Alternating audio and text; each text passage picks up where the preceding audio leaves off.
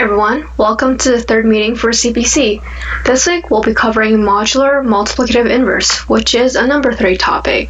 So be prepared to see lots of math equations and proofs, although I won't be going into too much detail about how they're derived since I don't want this to turn into a math class.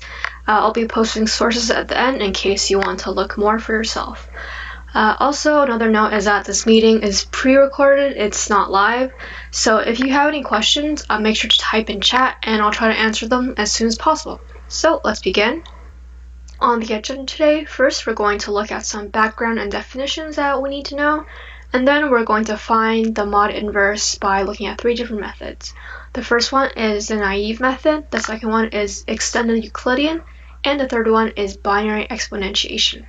After that, we're going to look at a caddis problem. I'll give you some tips on how to start it, and then we're going to have the contest. After the contest, we're going to look at the solution for the problem I introduced, and we'll see how it's solved. First, we're going to look at the quotient remainder theorem.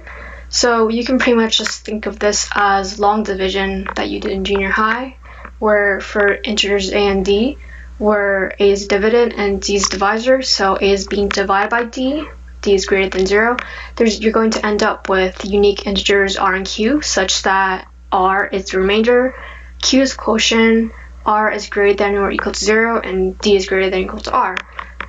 This leads as the basis for the modulo operation. If you're in Math 271, you've probably learned about this already or are going to learn about it.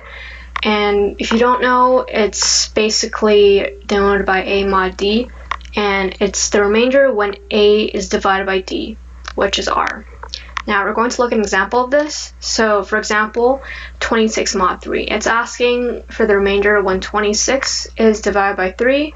So it's equal to 2 since 26 is equal to 8 times 3 plus 2, and then it satisfies the constraints for it. So another thing is that 0 mod anything, it will be 0 because you're pretty much saying what's remainder when 0 is divided by some number. Also, any number mod 0 is not possible since you can't mod by 0 or divide by 0.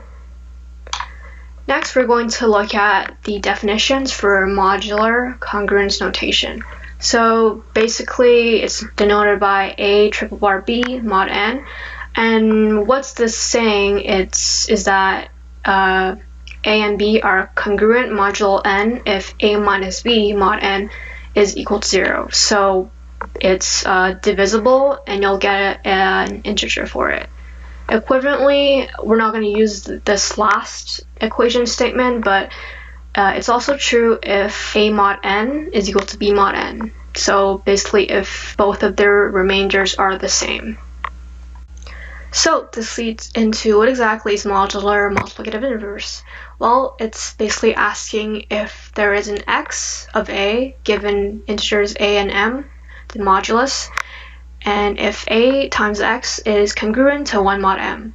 So it's saying that if ax is divided by m, then the remainder will be equal to 1. And x will be in the range of 1 and n minus 1. So let's look at some examples. So example 1, say we're given a is equal to 8 and m equals 3. For this, does x exist? Well, so the solution we'll do is, as said above, we'll be testing values of x in the range of 0 and 2 for the equation 8x mod 3 equals 1. And doing this, we find that 8 times 2 mod 3, so 16 divided by 3, will have a remainder of 1. Basically, x exists and x is equal to 2. Next, let's say we're given a equals 2 and m equals 10. Does as x exist? So once again, we'll use the same method. We're going to test values within 0 and 9 for this equation. And we find that there's no x that satisfies this equation since 2 times anything, in the last digits place, you're always going to have either 2, 6, 8, or 0. None of those will result in a remainder of 1 when x is anything. So there's no solution for that at all. So some things to keep in mind: if x does exist, then there are pretty much an infinite number of solutions. So let's go back to that example. A equals 8, m equals 3, and we have x is equal to 2. Once we find x, then as long as we add another m to x, then that also works as a solution. So let's say 8 times 2 mod 3, that works. 8 times 5 mod 3 also works, since you're basically adding another value for the mod. So it's going to have the same answer. So this can be denoted by solution z. So basically, if x exists, then there is an infinite number of solutions, and z is equal to plus or minus mt, where t is greater than 0. So an inverse can have negative answers as well. Another thing to keep in mind is that if you find a solution for one mod inverse, then you can say that for x, an inverse does exist, and that would be a. So in this example, if you were to rephrase it as given a equals 2 and m equals 3, does x exist? And it does exist, and x will be 8, because we found out in the previous question that when a equals 8 and m equals 3, that x does exist. So it goes back and forth. So we're going to look at the first method on how to find the mod inverse, which is basically what we just talked about. And this is a naive method. We're going to look at x in the range 1 to m, and then if a times x mod m is equal to 1, then we'll return to x within that for loop.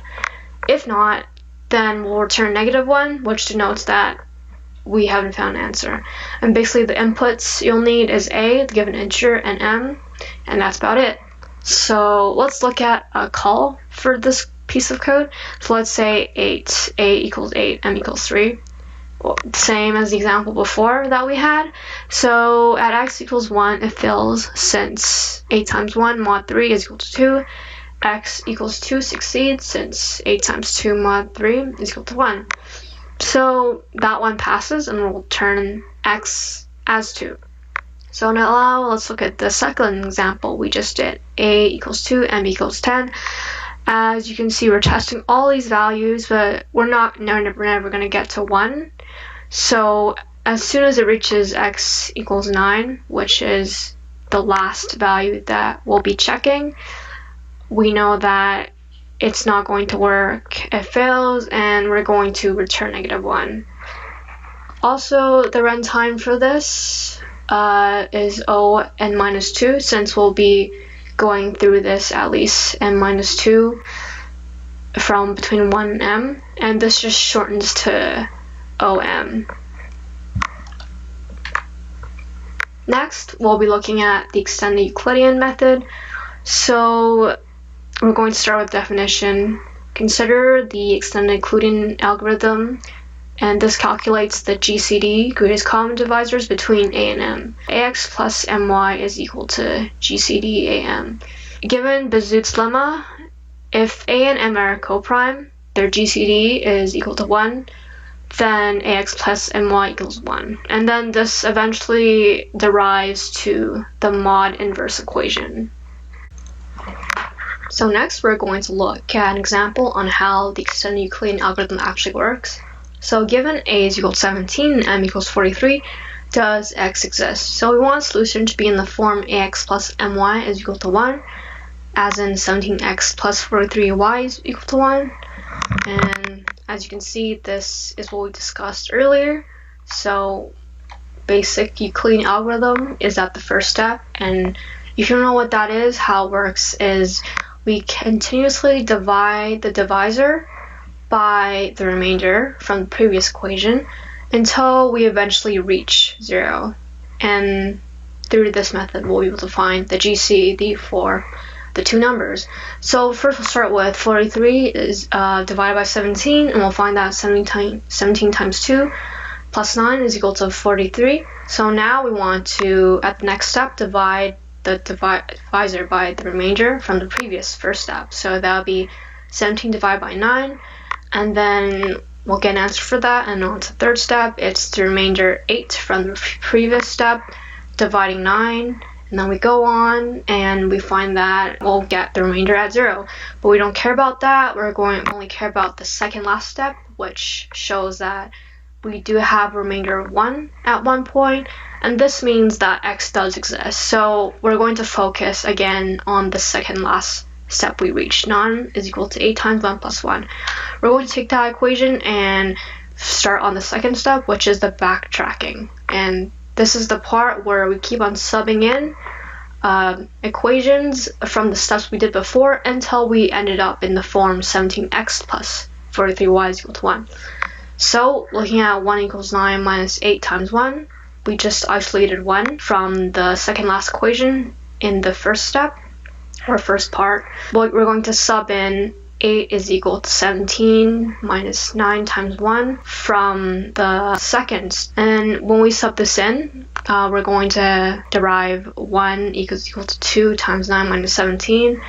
And then now we're going to sub 9 equals 43 minus 17, which again we derived from the first part by manipulating the first equation or first step.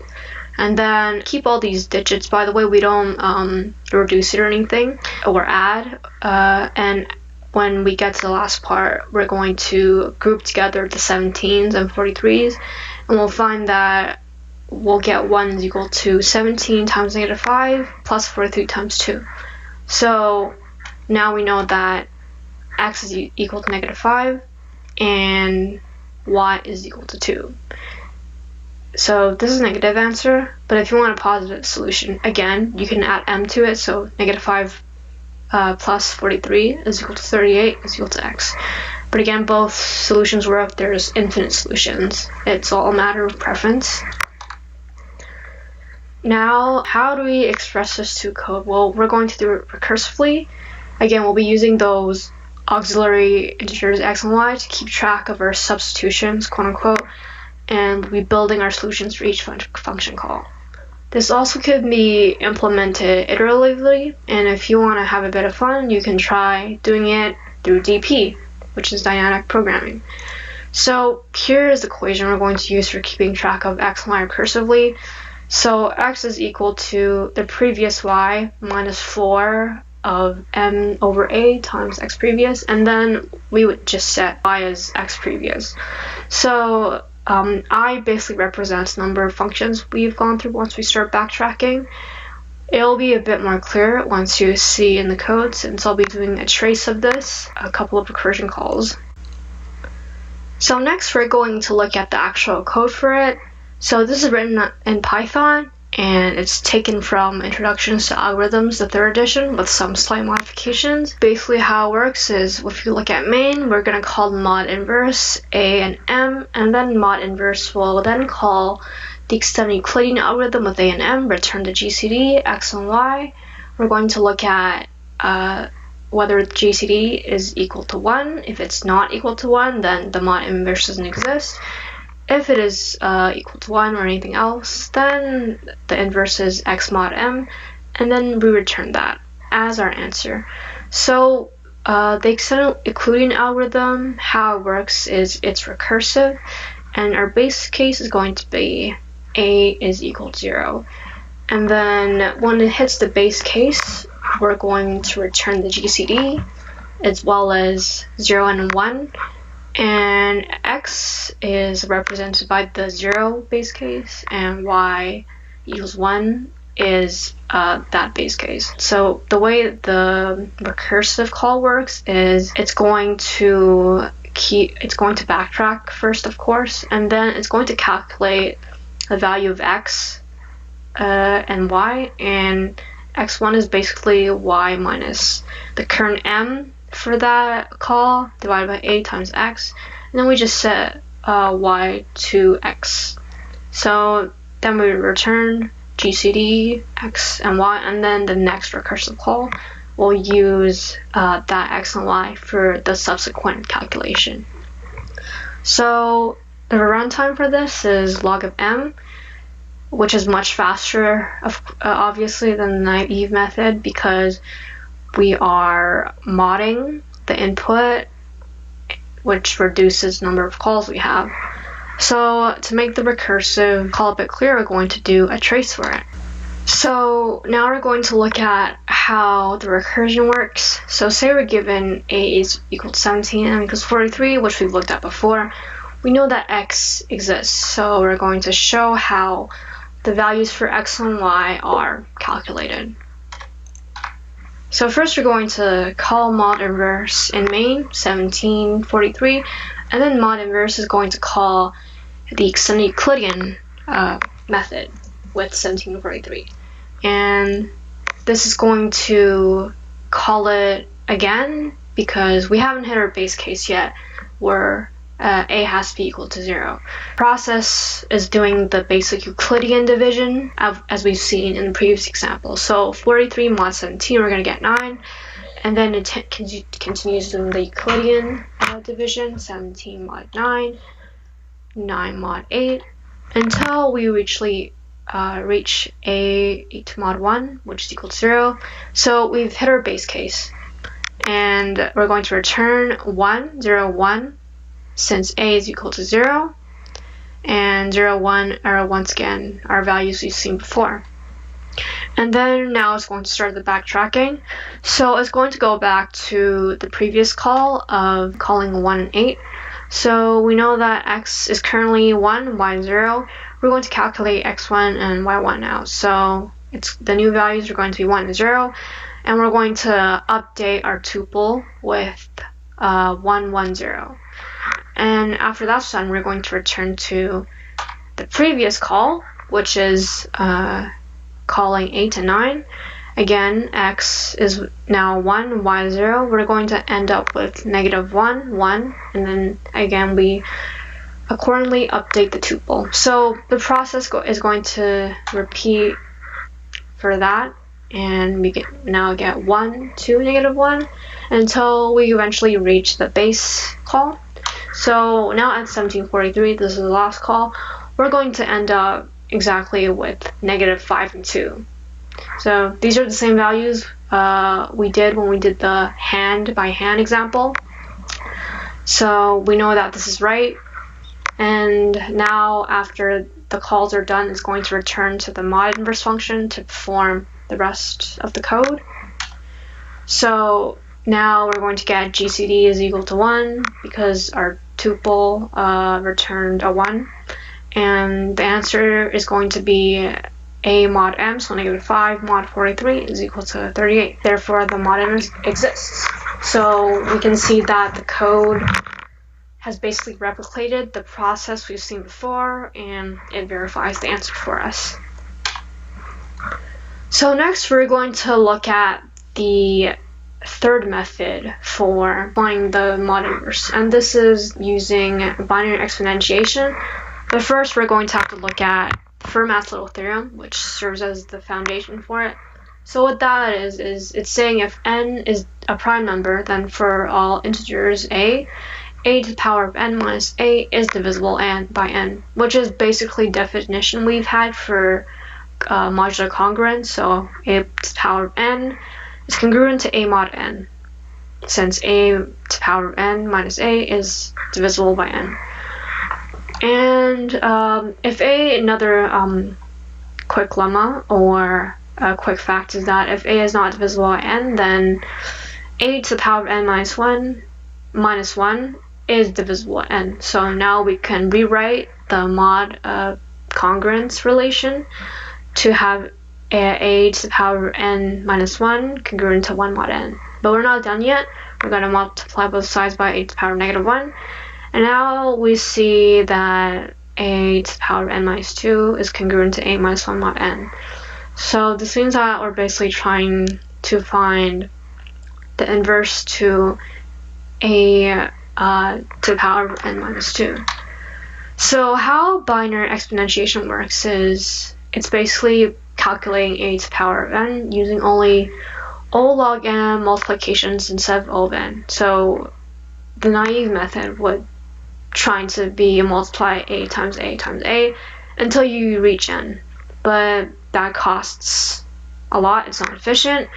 We can pretty much simplify the work by expressing the exponent power as bases of 2. So a to the power of 14, if we express that power as the base of 2, we're going to have 8 plus 4 plus 2 is equal to 12. So that works. As for the code, you can be implemented iteratively or recursively. This method is through iteration, as you can see, because we just had a recursive example before. While n is greater than 0, it's going to check if n is odd. If it's odd, then we're going to calculate the result by multiplying it. If not, we're going to skip that, and we're just going to keep on multiplying x by itself every time, which is the base. So pretty much we're going to have the base being squared for every iteration. So say the base is 3, we're going to have 3, 9, 81, etc. And what this does is it adds the result until we get to the correct answer. And after that, we have n. We're going to divide n by 2 for division, so that we're reducing the number of times we're going through the while loop. So if we start with, like, say 14, it's going to be 7, and then 3, and then 1. So the number of calls is reduced as a result of this. And after that, when n is less than 0, then we return the result. So now we're going to look at the code for how to find the mod inverse using binary exponentiation. So first, we start in main by calling mod inverse on our a and m, and then similarly to the previous extended Euclidean algorithm code, we're going to first check for the GCD of a and m. So if GCD is not equal to 1, mod inverse does not exist, and we find GCD by just the basic Euclidean algorithm. And else it has to be equal to 1, then we know that the mod inverse does exist, and then we're going to call our exponentiation method. And this is essentially the same as the algorithm before. The only differences are the parts highlighted in red where we have to mod m, and this is because the modulus operator doesn't interfere with multiplication, so we can just directly use this in our code. Another noticeable difference between this method and the previous one is that we're keeping track of 3 variables instead of 2. So first we'll have x, which is the same as before, and then we'll have a new variable n, which is n minus 2. As you remember from the equation we derived before, we have to calculate the inverse of n minus 2. And then last, we'll have the same m, so we can use it in our equation to calculate the result and any other values. So remember, we're not finding a to the power of m, we're once again finding a to the power of m minus 2. Now we're going to look at a quick trace of mod inverse 17 and 43, specifically within the exponentiation x and m method. We'll specifically be focusing on the values of n result in x, and again, as you can see, the reason why this entire algorithm runs on log of m is because the value of n is being reduced by half every time we run through the while loop, which eventually terminates when n is less than 0. So it goes from 41 to 20, 10, 5, 2, and finally 1. So only 6 calls when n is 17, which is why it's in log m. As for the result, it's only calculated when n is odd, otherwise we keep the same value from before. And for the value of x, this is updated every time, and we'll multiply this to m in order to build to our final result. Finally, as you can see at the end, we will eventually get 38, which verifies our answer. Now that we've gone through all 3 methods, now let's summarize everything. So again, a is our given integer, b is the inverse of a that we're trying to solve for and see if it exists, and m is the modulus integer. So the first method was naive, very simple, however it runs in O of m, which is very inefficient. Second was the extended Euclidean algorithm. This runs in O log of m, which is much faster. And then finally, binary exponentiation, again, O of log of m. So the last two are much more efficient and better to implement. However, we have to keep in mind the restrictions for the last two methods. So for the extended Euclidean, a and b must be co-prime. So again, that means the GCD of a and b must be equal to 1. And for binary exponentiation, m must be prime. So for example, if you have a question where a is an integer but m is say 1,000 or 10, then that can't work because those numbers are not prime. So now we're going to move on to the caddis question. This one's called Modular Arithmetic.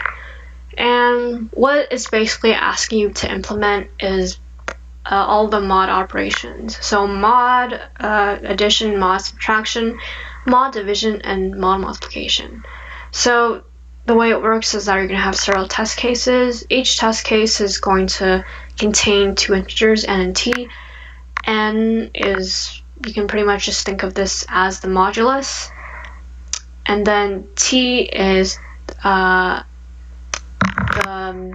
operations that you're going to perform. So each of the operations in the form of x op p.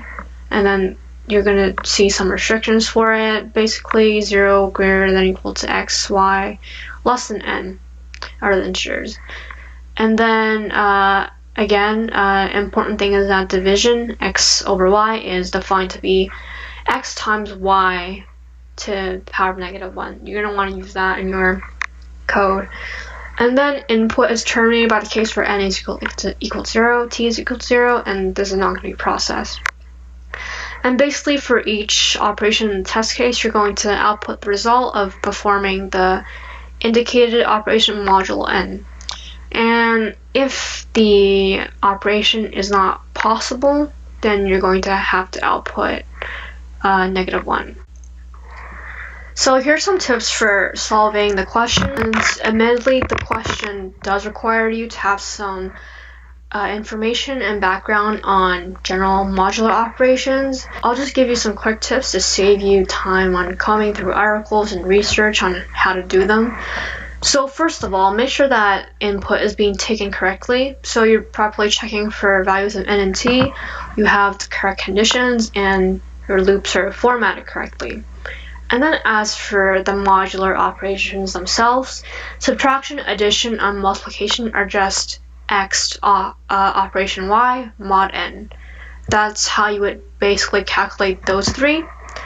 And then it'll be different for division. So we'll first start with the fact that modular division, x divided by y, is only possible if mod inverse y and m exist. So you're going to have to implement that in your code and check for the mod inverse of y. If it exists, then you're going to print out the answer for that. If not, then it'll just be -1. You're going to turn -1. So for division, x divided by y is defined to be x power of y -1. I'm reiterating the statement from the question itself because it's important to use that equation when you're calculating for x over y. So you have to determine which of the three algorithms to use. So you can't use naive because of the CPU time limit. It's 2 seconds. Naive is not going to work, so it's going to be either Euclidean or binary exponentiation. And then you have to also ensure that the answer to your inverse is positive. This program or this question, it's not going to accept a negative answer, even though it does exist. And again, like I mentioned before, make sure it's efficient, it's within the time limit and memory limit. So, yeah, that's about it. Good luck on the caddis contest, and hopefully those tips helped. We're going to return after an hour or so that we can go over the solution for the problem. Good luck, everyone.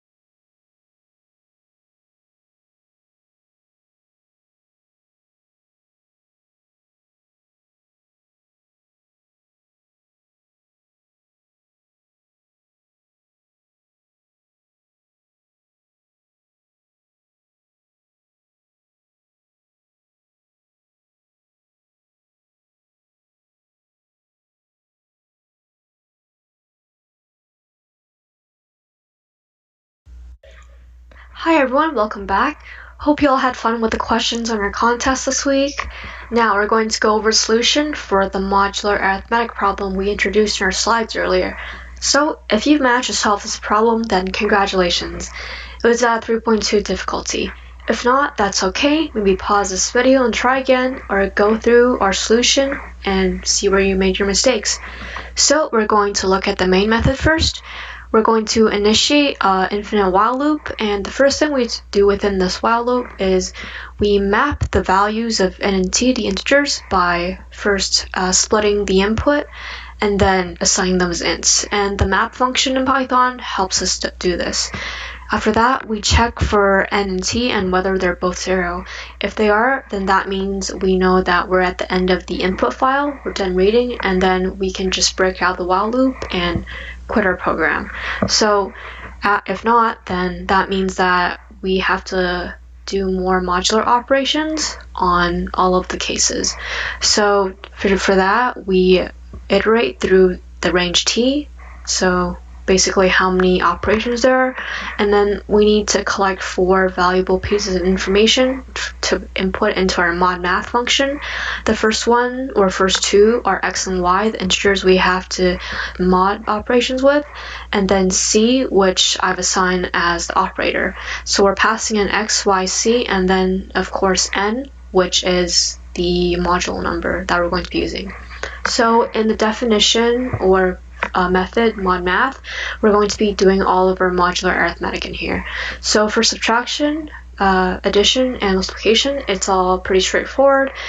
We do it exactly as normal, except we're modding the result by n, and that's the modular arithmetic answer we're returning.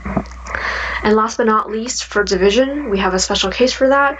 As mentioned before, we have to check whether a mod inverse exists for y in order to see whether the division is valid for modular arithmetic.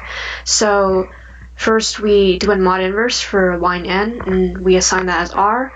If r is not equal to -1, that means it is valid. Then we're going to calculate the division answer for it. So r will now be x times r mod n. Again, remember that x times r is essentially x times y to the -1, which is the same as x divided by y. Notice that the mod inverse method I'm using for this problem is the extended Euclidean algorithm version, and that's because this is the only one that meets the constraints for a problem. The first thing we have to consider is whether m is going to be only prime. Again, we see from the test cases that m will not be prime because at 1000 is not a prime number, so we can't use binary exponentiation since the restriction is that m must be prime. Second of all, it has to be efficient. We have to make sure that it runs within the time limit. For the naive method, that version would be too slow, so we can't use that one. Therefore, the only method left that we can use is the extended Euclidean algorithm. And again, this is copied and the exact same from the earlier slides. Feel free to take a look at that, as well as the code in its entirety, if you want to make sure you can understand it well. Thanks for watching, everyone. Hope you learned a thing or two about mod inverse or anything else that's related to modular operations. Another fun fact is that mod inverse is essential in RSA public key decryption, so if you're interested in info security, it's a really good concept to understand now. So next week's topic will be greedy algorithms. Hope you stay tuned, and we'll see you until then.